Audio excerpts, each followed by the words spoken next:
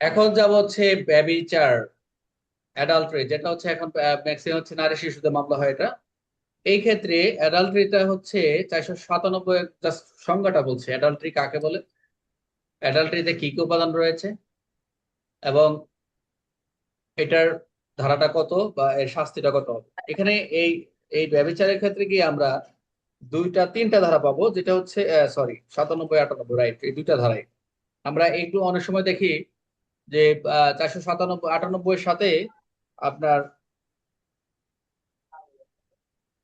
হ্যাঁ, 97 সাথে 380 লাগায়, তারপর আর 498 জোরপূর্বক করে নিয়ে যায়, এরকম অনেক থানায় অনেক মামলা পাইছি। এটা কিন্তু আমলের অযোগ্য, আমলযোগ্য সেকশন না, মনে রাখেন। আমলযোগ্য অযোগ্য সেকশন থানা তো আমল অযোগ্য দিয়ে মামলা হবে না, সাথে একটা আমলযোগ্য করতে হবে। তাহলে এটার সাথে যদি কেউ আপনার স্ত্রী যদি কার চলে যায় এরকম টাকা পয়সা নিয়ে, তাহলে এরকম গয়না ময়না নিয়ে চলে গেল, তখন এই ক্ষেত্রে তখন 380, 379 সেকশন দিয়ে বা আরো অন্যান্য কিছু লাগায়, তখন এটা আমলযোগ্য করে মামলা নিতে হয়। আচ্ছা, তাহলে আমরা দেখি অ্যাডাল্টারিটা কি, ব্যভিচারটা আমরা দেখতে পাচ্ছি না এখানে। যে সহজ ভাষায় যদি আমরা একটু বলি, যে কোনো ব্যক্তি একজন স্ত্রী অন্য সঙ্গে স্বামীর সম্মতি ছাড়া যদি এরকম যৌন সম্পর্ক স্থাপন করে, সেটা কিন্তু র্যাব হিসেবে গণ্য হবে না, তবে সেটা ব্যভিচারে অপরাধ হবে। আপনার মেন বই যেটা পাবেন একদম ক্লিয়ার করে দিচ্ছে, সে যেই ব্যক্তি অন্য কোনো ব্যক্তির স্ত্রী অথবা সে অপর কোনো ব্যক্তির স্ত্রী বলে জানে, সে জানে, আপনি জানেন যে সে অন্যের স্ত্রী, এটা জানেন, বাট এরকম যদি তাদের যদি ওই ওই স্ত্রীর ওই স্বামীর সম্মতি ছাড়া যদি কোনো এরকম কনসেন্ট ছাড়া যদি তারা কি হয়, ইন্টারকোর্স হয়, তবে সেটা ইন্টারকোর্স হিসেবে হবে না।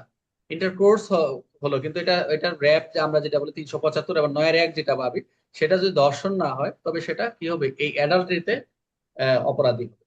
বুঝতে পারছেন? যে সর্বোচ্চ 5 বছর কারাদণ্ড, এটা পড়ে নেবেন, এটা কিন্তু পরীক্ষা আসতে পারে এটা। তাহলে রহিম জেনে শুনে করিম স্ত্রীর সঙ্গে স্বামীর অনুমতি ছাড়া তার এই সম্পর্ক স্থাপন করে, পরবর্তীতে এই 497 অনুযায়ী অপরাধ, এক কথা। আমরা 497 কোন ধরনের অপরাধ যেটা দেখলাম, অ্যাডাল্টারি, যেটা ব্যভিচার। আচ্ছা, শাস্তি আমরা দেখলাম 5 বছর, এটার মুখস্থ দরকার নেই, এটা এদিকে আর দরকার নেই। 498 এই দুইটা সেকশন থেকে মামলা হয়। একে কোনো কাউকে যদি কোনো বিবাহিত নারীকে যদি আপনি এরকম যদি ইন্ডুসমেন্ট করেন বা প্রলুব্ধ করে যদি কাউকে নিয়ে যায় আটকে রাখেন, তবে এই কোনো ব্যক্তি বিবাহিত নারীকে তার স্বামী অভিভাবকের কাছ থেকে অবৈধ এরকম সম্পর্ক স্থাপনের উদ্দেশ্যে নিয়ে যায় এবং সেখানে প্রলুব্ধ করে লুকিয়ে রাখে, আটক করে, তিনটা প্রলুব্ধ, হায়ারিং এবং আটক, তাহলে সে এই 498। অর্থাৎ এই 98টা হচ্ছে একদম সহজ ভাষায়, আপনি কোনো বিবাহিত নারীকে ধরে কোথাও প্রলুব্ধ করে অপহরণ করলেন, আটকাইলেন, মানে নিয়ে চলে গেলেন, এইটাই হচ্ছে 498। এই দুইটা থেকে ভেরি ইম্পর্টেন্ট ক্লাস হচ্ছে।